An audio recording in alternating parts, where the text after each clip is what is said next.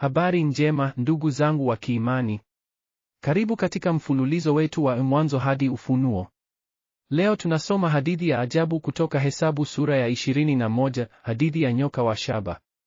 Hii ni mojawapo ya hadithi za kushangaza zaidi katika Agano la Kale na ni mchoro mkuu wa Yesu Kristo. Tunaona Waisraeli wakiendelea na safari yao ya miaka 40 jangwani, lakini bado wanalalamika. Lakini leo tutaona jinsi Mungu anavyotoa uponyaji kupitia njia ya ajabu, nyoka wa shaba ulioinuliwa juu ya mlingoti. Hesabu 21:1-35 inatuonyesha malalamiko, adhabu, toba na uponyaji. Pia tunaona ushindi mkuu dhidi ya wafalme wa Kanaani. Tuanze na muhtasari wa kifungu chetu.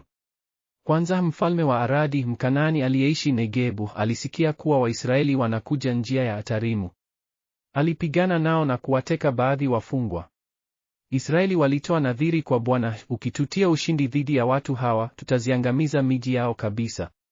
Bwana aliwasikiliza Israeli, akawapa ushindi dhidi ya Wakanaani. Kisha watu wakasafiri kutoka mlima Hori kuelekea bahari ya Shamu ili kuizunguka nchi ya Edomu. Lakini watu wakavunjika moyo njiani.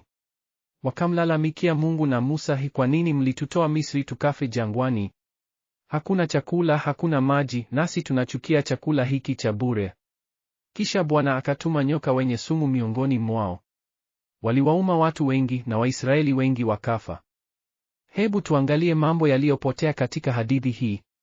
Kwanza, mfalme wa Aradi hakupigana tu kimba.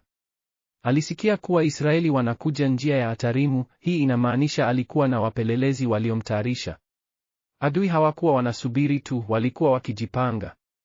Pili, Israeli walitoa nadhiri ya haram, yaani walimwahidi Mungu kuwa watawaangamiza Wakanaani kabisa. Hii ilikuwa nadhiri kali sana ambayo haikufanywa kila wakati.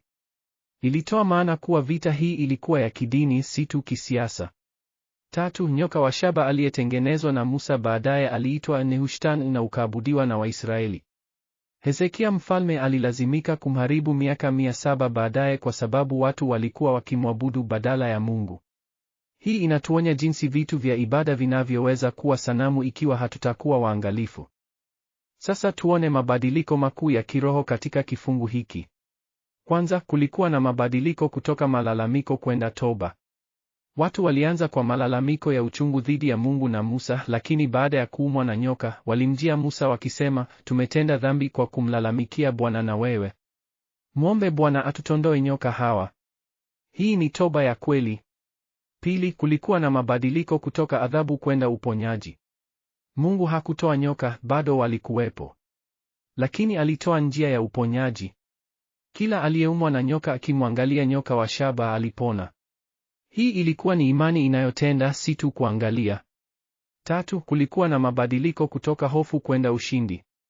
Baada ya kujifunza kutegemea Mungu, Israeli waliwashinda wafalme wakuu, Sihoni mfalme wa Waamori na Ogi mfalme wa Bashani. Imani inayopona ndiyo imani inayoshinda. Hebu tuwasikilize mashahidi wetu wa viumbe wakizungumza kuhusu kile walichokiona. Nimeona jinsi wenzangu tulivyotumika kuadhibu, lakini pia jinsi mchoro wangu ulivyotumika kuponya. Hii ni ajabu. Kutoka juu nimewapiga macho watu hawa wakiendelea kumlalamikia Mungu anayewaongoza mchana na usiku. Hawajui baraka zao. Nimeona ushindi wao dhidi ya wafalme wakuu wa mashariki. Wakati wanamtegemea Mungu, hakuna anayeweza kuwasimama.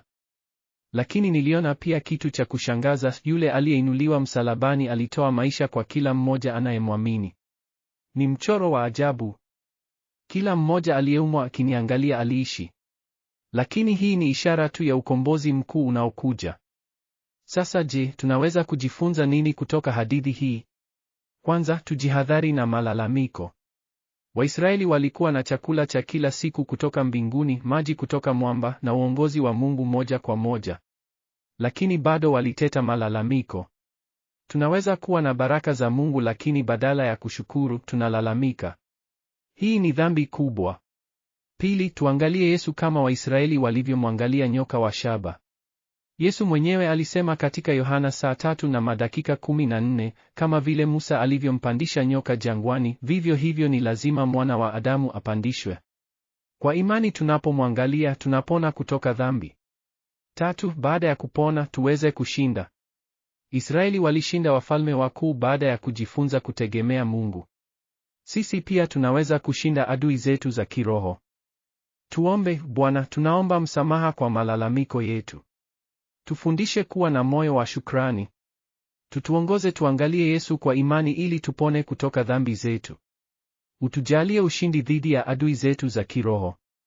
Katika jina la Yesu. Amen. Asanteni kwa kufuatilia. Tutaonana katika somo linalofuata. Jiandikishe kwa maudhui zaidi ya kusoma Biblia.